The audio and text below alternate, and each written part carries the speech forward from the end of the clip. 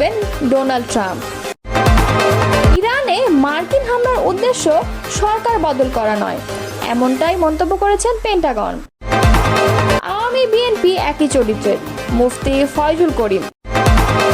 সাবেক এমপি সাবিনা আক্তার তুহিন গ্রেপ্তার। এতক্ষণ শুনছিলেন সংবাদ শিরোনাম, এবারে বিস্তারিত। হোয়াইট হাউসের ওভাল অফিসে জাতীয় নিরাপত্তা দলের সঙ্গে স্থানীয় সময় সোমবার বিকেলে সাক্ষাৎ করবেন মার্কিন প্রেসিডেন্ট ডোনাল্ড ট্রাম্প। স্থানীয় সংবাদ মাধ্যমের বরাতে এক প্রতিবেদনে এ তথ্য জানিয়েছে কাতার ভিত্তিক সংবাদ মাধ্যম আল জাজিরা। সংবাদ মাধ্যমের খবর অনুযায়ী সোমবার বিকেলে হোয়াইট হাউসের ওভাল অফিসে মার্কিন প্রেসিডেন্ট তার জাতীয় নিরাপত্তা দলের সঙ্গে দেখা করবেন। ইরানের পারমাণবিক স্থাপনায় মার্কিন হামলা এবং ডোনাল্ড ট্রাম্পের তেহরানকে দিক পরিবর্তন না করলে শাসন ব্যবস্থা পরিবর্তনের হুমকি দেওয়ার পর এই বৈঠক অনুষ্ঠিত হতে যাচ্ছে। এদিকে সংবাদ মাধ্যম সিএনএন জানিয়েছে, ট্রাম্পের প্রাথমিকভাবে সোমবার হেগে ন্যাটো শীর্ষ সম্মেলনে যোগদানের কথা ছিল, কিন্তু এখন মঙ্গলবারে তিনি রওনা হবেন। শনিবার ইরানের 3টি পারমাণবিক স্থাপনায় বিমান হামলা চালিয়েছে যুক্তরাষ্ট্র। পরে প্রেসিডেন্ট ট্রাম্প নিজেই ঘোষণা দেন যে তার দেশ ইরানের 3টি পারমাণবিক স্থাপনায় সফল হামলা সম্পন্ন করেছে। স্থাপনাগুলো হলো ফোর্দো, নাতানজ ও ইস্পাহান। নিন্দা জানিয়ে এই হামলাকে জঘন্য কাজ বলে আখ্যায়িত করেছে ইরান। দেশটির পারমাণবিক সংস্থা জানিয়েছে, ইরানের গুরুত্বপূর্ণ 3 পারমাণবিক স্থাপনায় শত্রুর হামলা আন্তর্জাতিক আইন লঙ্ঘন করেছে, বিশেষ করে নিউক্লিয়ার নন প্রলিফারেশন চুক্তি। ইরানের 3টি পরমাণু কেন্দ্র লক্ষ্য করে হামলা চালিয়েছে যুক্তরাষ্ট্র। একদিন আগেই রাতের আধারে দেশটির ফোর্দো, নাতানজ আর ইস্পাহানের পারমাণবিক স্থাপনায় যুক্তরাষ্ট্র এসব হামলা চালায়। তবে মার্কিন এই হামলার উদ্দেশ্য ইরানের সরকার বদল করা নয় বলে জানিয়েছেন যুক্তরাষ্ট্রের প্রতিরক্ষা দপ্তর পেন্টাগনের প্রধান। তার মতে, মার্কিন হামলার লক্ষ্য ছিল শুধুমাত্র ইরানের পরমাণু হুমকি ঠেকানো, সরকার পরিবর্তন নয়। সোমবার এক প্রতিবেদনে এই তথ্য জানিয়েছে বার্তা সংস্থা আনাদুলু। বার্তা সংস্থাটি বলেছে, ইরানের পারমাণবিক স্থাপনাগুলোতে মার্কিন বাহিনীর হামলার লক্ষ্য ছিল শুধুমাত্র পরমাণু হুমকি ঠেকানো, সরকার পরিবর্তন নয় বলে মার্কিন প্রতিরক্ষামন্ত্রী পিট হেগসেট রোববার এক সংবাদ সম্মেলনে জানিয়েছেন। তিনি বলেন, এই অভিযানের উদ্দেশ্য কখনোই সরকার পতন ছিল না, এখনও না।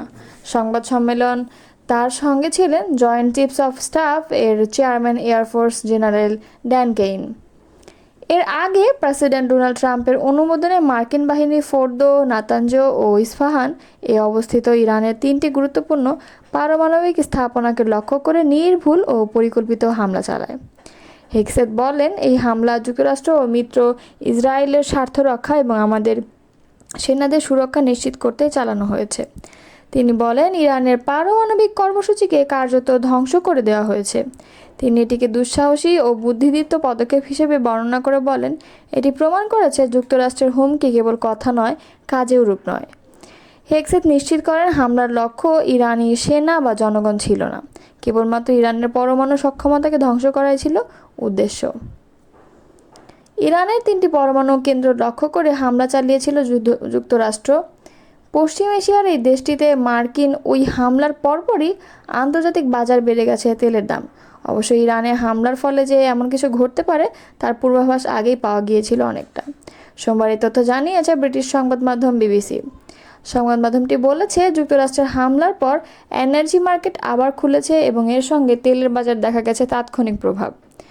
ব্রেন্ট ক্রুড নামে পরিচিত আন্তর্জাতিক মানদণ্ডের অপরিশোধিত তেলের দাম শুরুর লেনদেন 3% বেশি বেড়ে ব্যারেল তেলের দাম 79 মার্কিন ডলারের উপরে উঠে গেছে। বিশ্লেষকরা আগেই পূর্বাভাস দিয়েছিলেন, ইরানের উপর যুক্তরাষ্ট্র ইসরায়েলের আক্রমণের ফলে তেল সরবরাহে ব্যাঘাত ঘটার আশঙ্কায় বাজারে অস্থিরতা বাড়বে, আর সেই আশঙ্কায় এখন বাস্তবে রূপ নিচ্ছে। বিশেষ করে মধ্যপ্রাচ্যে সংঘাতের কারণে হরমুজ প্রণালীতে জাহাজ চলাচল ব্যাহত হওয়ার আশঙ্কা রয়েছে, কারণ এখান দিয়ে বিশ্বের প্রায় 1/3 তেল রপ্তানি হয়ে থাকে। এদিকে এশিয়ার শেয়ার বাজারগুলো কিছু সময়ের মধ্যেই খুলবে এবং আশঙ্কা করা হচ্ছে তেলের দামের এই ঊর্ধ্বগতি এবং ভূ রাজনৈতিক উত্তেজনা এশিয়ার বাজারেও প্রভাব ফেলতে পারে।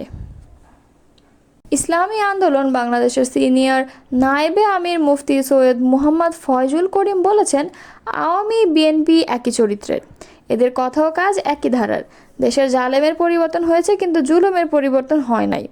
শপথ ছাড়াই চেয়ার দখল করা, বিচারকদের উপর চাপ প্রয়োগ করার কাজও হচ্ছে। একই অপরাধের কারণে আওয়ামী লীগ দোষী হলে বিএনপিও দোষী হবে। রোববার লালমনিরহাটের কালেক্টর মাঠে অনুষ্ঠিত এক বিশাল গণসমাবেশে প্রধান অতিথির বক্তব্যে তিনি এসব কথা বলেন। তিনি বলেন, ইসলামের বিরুদ্ধে অব্যাহত অপপ্রচারের কারণে মানুষের মধ্যে ভুল ধারণা জন্মেছে, ইসলাম সম্পর্কে মানুষের মধ্যে ভীতি তৈরি করা হয়েছে। অথচ ইসলাম ক্ষমতায় আসলে মানুষ মুক্তি পাবে। ইসলাম তো অসহায় মানুষের জন্য, বিধবাদের জন্য, মিসকিনদের জন্য, সাধারণ মানুষের জন্য ইসলাম। তিনি বলেন, পুঁজিবাদী অর্থনীতি মানুষকে মুক্তি দিতে পারে না, তারা ধনীকে ধনী বানায় আর গরিবকে গরিব বানায়। আর ইসলামী গরিবকে ধনী বানায়, ধনীদের মধ্যে ভারসাম্য আনে, বর্তমান অর্থনীতি বৈষম্য তৈরি করে। গত 16 বছরে 28 লক্ষ কোটি টাকা পাচার হয়েছে। এই টাকাগুলো গরিবদের। আমার আপনার প্রতিটি অর্থনৈতিক লেনদেনের উপর ট্যাক্স ও ভ্যাট কাটা হয়। সকল টাকা আমাদের, সেই টাকাগুলোই ওরা পাচার করে ওই টাকার উপর মাস্তানি করে। ঢাকার নবাবগঞ্জ থেকে সাবেক সংসদ সদস্য সাবিনা আক্তার তুহিনকে গ্রেপ্তার করেছে ঢাকা মহানগর পুলিশের গোয়েন্দা শাখা। সোমবার সকালে ডিবি সূত্রে তথ্য নিশ্চিত করা হয়। রোববার জুলাই আন্দোলনে হত্যা মামলার আসামি হিসেবে মুন্সিগঞ্জ 3 আসনের সাবেক এমপি মোহাম্মদ ফয়সাল বিপ্লবকেও গ্রেপ্তার করেছে ডিবি। রাজধানীর মণিপুরি পাড়া এলাকা থেকে তাকে গ্রেপ্তার করা হয়। ডিএমপি মিডিয়া ও জনসংযোগ বিভাগের উপর উপকমিশনার মোহাম্মদ তালেবুর রহমান জানান, রোববার রাতে মণিপুরি পাড়া থেকে সাবেক এমপি ফয়সাল বিপ্লবকে গ্রেফতার করেছে ডিবির একটি বিশেষ দল। সকালে সাবিনা আক্তার তুহিনকে গ্রেপ্তারের বিষয়টি নিশ্চিত করেছেন ডিবির যুগ্ম কমিশনার মোহাম্মদ রবিউল হোসেন ভূঁইয়া। তিনি বলেন, সুনির্দিষ্ট অভিযোগে ডিবি ওয়ারি বিভাগের একটি দল তাকে গ্রেপ্তার করেছে। ডিবি সূত্র জানায়, সাবিনা আক্তার তুহিনের বিরুদ্ধে একাধিক অভিযোগ রয়েছে, যার মধ্যে দুর্নীতি, রাজনৈতিক সহিংসতা, উস্কানি ও সরকারের বিরুদ্ধে ষড়যন্ত্রমূলক কর্মকাণ্ডে সংশ্লিষ্টতার অভিযোগ রয়েছে। এসব অভিযোগের ভিত্তিতেই তাকে নবাবগঞ্জ এলাকা থেকে গ্রেপ্তার করা হয়।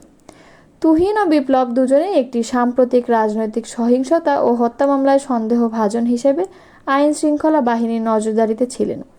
বিশেষ করে ফয়সাল বিপ্লবের বিরুদ্ধে চলমান জুলাই আন্দোলনের সময় সহিংসতা ও হত্যাকাণ্ডে প্রত্যক্ষ ভূমিকা থাকার অভিযোগ রয়েছে। এই গ্রেপ্তারকে কেন্দ্র করে সংশ্লিষ্ট রাজনৈতিক মহলে উত্তেজনা সৃষ্টি হয়েছে। গ্রেপ্তারদের আইনজীবীরা বলছেন, এটি রাজনৈতিক প্রতিহিংসা। ডিবি কর্মকর্তারা জানিয়েছেন, গ্রেপ্তারকৃতদের রিমান্ডে নিয়ে জিজ্ঞাসাবাদ করার আবেদন করা হবে এবং তদন্তে পাওয়া তথ্য অনুযায়ী আরও অভিযুক্তদের গ্রেপ্তার অভিযান চালানো যাবে।